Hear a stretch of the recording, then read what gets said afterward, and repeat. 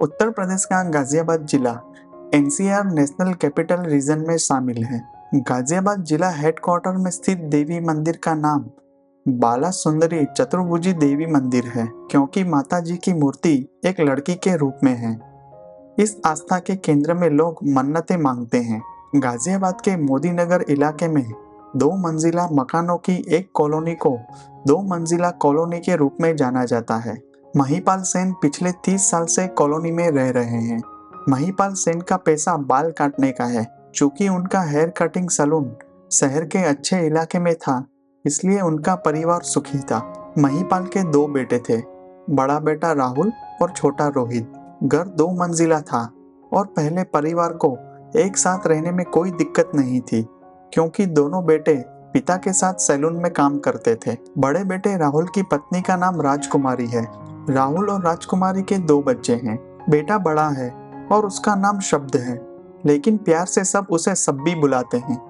बेटी का नाम तपस्या है। राजकुमारी का स्वभाव राजकुमारी जैसा ही था। इस बात को लेकर सास बहू के बीच झगड़ा होता रहता था। जब राहुल माँ की साइड लेता और कभी कभी राजकुमारी को डांटता, तो पति पत्नी के बीच झगड़ा शुरू हो जाता।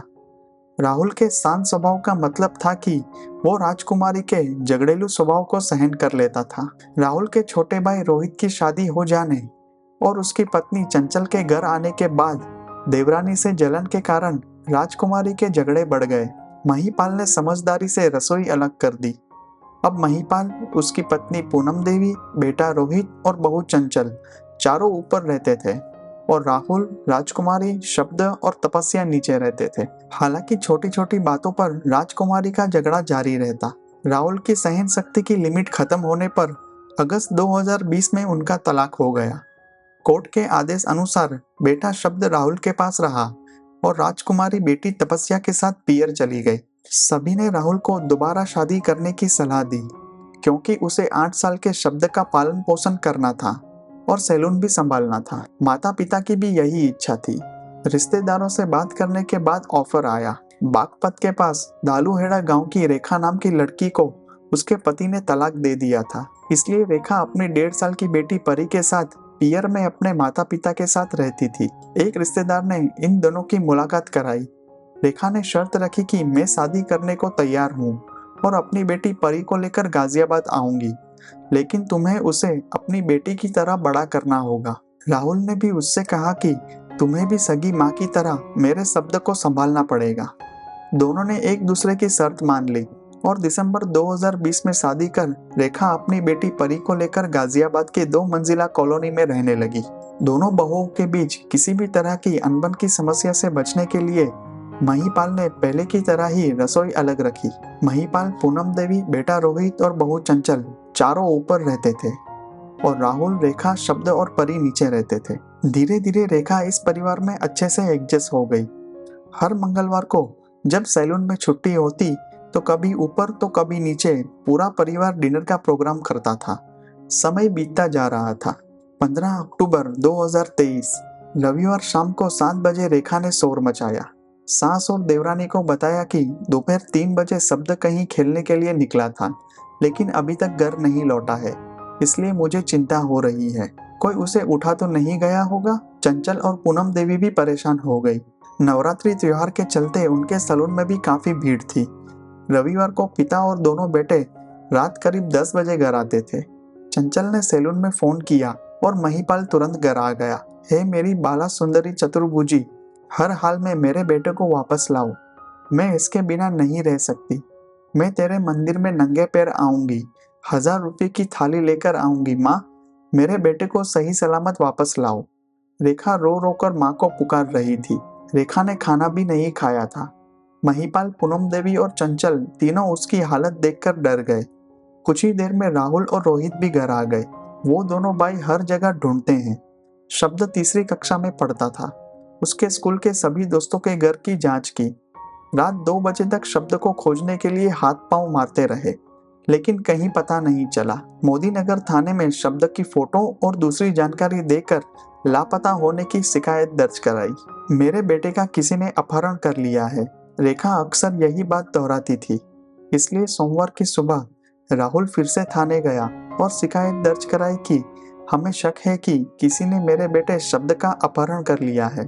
पुलिस ने अब गुमशुदगी की बजाय अपहरण की शिकायत दर्ज कर अपनी कार्रवाई शुरू कर दी। सोमवार सुबह से ही पूरे घर में माहौल स्ट्रेसफुल था। यहाँ आने के बाद रेखा का किसी दूसरे पड़ोसी से कोई खास रिश्ता नहीं रहा। उसकी सिर्फ और सिर्फ पूनम वर्मा से गहरी दोस्ती थी।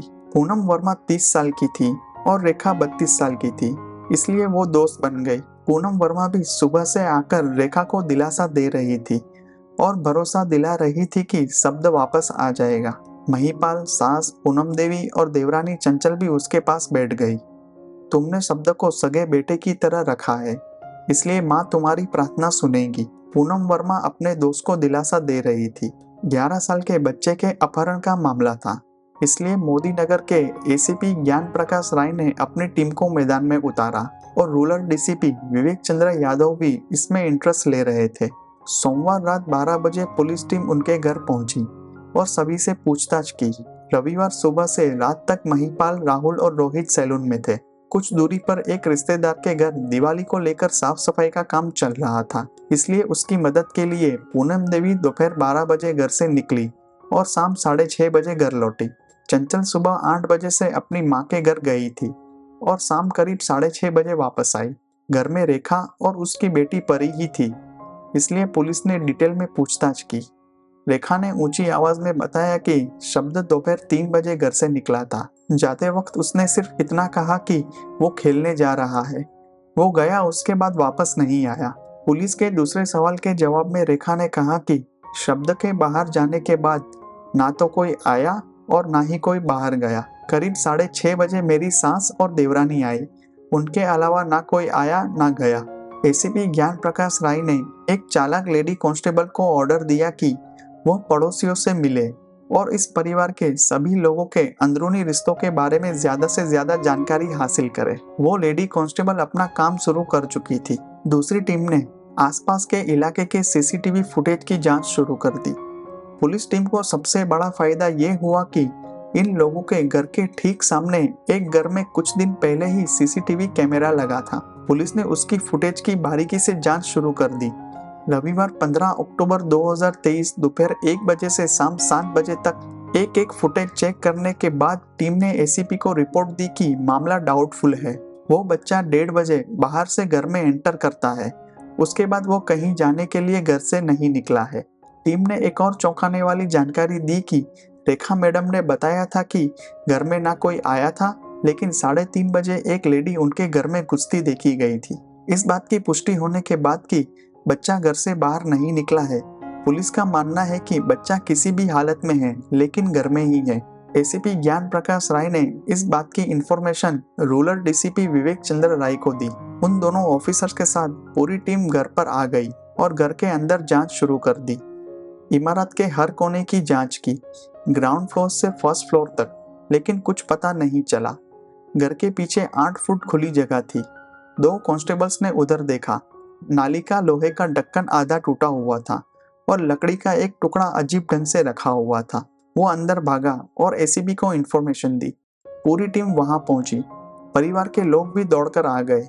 पुलिस ने ढक्कन खोलकर अंदर टॉर्च से रोशनी की और 6 फीट गहरे नाले में एक लंबा डंडा डाला तो अंदर शब्द की डेड बॉडी थी। तुरंत एक सिविल मैन को बुलाया गया और लोग अंदर गए और डेड बॉडी को बाहर निकाला। शब्द के पैर दुपट्टे से बंधे हुए थे और नाली का लोहे का आधा ढक्कन उस पर बंधा हुआ था। यह दुपट्टा रेखा का है। बेटे की डेड बॉडी देखकर राहुल की चीख निकल गई। इस डायन ने ही शब्द को मारा है। पोते की डेड बॉडी देखकर दादा दादी टूट गए। रेखा एक कोने में पत्थर की मूर्ति की तरह चुपचाप खड़ी रही। उसकी सहेली पूनम वर्मा भी उसका हाथ पकड़ते समय डर से कांप रही थी। एसीपी के इशारा करते ही लेडी कांस्टेबल ने रेखा को हिरासत में ले लिया। रेखा के पास कबूल करने के अलावा कोई चारा नहीं था। पड़ोसियों से मिली जानकारी के मुताबिक लेडी कांस्टेबल ने ऑफिसर्स को बताया कि शब्द और सौतेली माँ के बीच संबंध अच्छे नहीं थे। जब भूखा शब्द कभी कभी खाना मांगता तो रेखा उसे पीटती थी। रेखा ने नीचे देखा और कबूल किया कि शब्द मुझसे नफरत करता था। वो मुझे अपनी माँ नहीं मानता था। वो मेरी बेटी परी को भी बहन मानने को तैयार नहीं था। राहुल भी शब्द पर अपना सारा प्यार लुटाता था। बाप बेटे मेरी बेटी की बिल्कुल भी कदर नहीं करते थे। इस वजह से मुझे चिंता थी कि भविष्य में क्या होगा। अगर शब्द मर जाता है तो सारा प्यार और दौलत मेरी बेटी परी को मिल जाएगी। यह बात एक हफ्ते से मेरे मन में घूम रही थी। मैंने अपनी दोस्त पूनम वर्मा से बात की और काम खत्म होने के बाद अच्छे पैसे देने का वादा किया, तो वो मदद करने के लिए तैयार हो गई। टीवी पर एक क्राइम सीरीज में देखा कि एक डेड बॉडी को किसी भारी चीज से बांधकर डुबा दिया जाता है ताकि पकड़े ना जाए।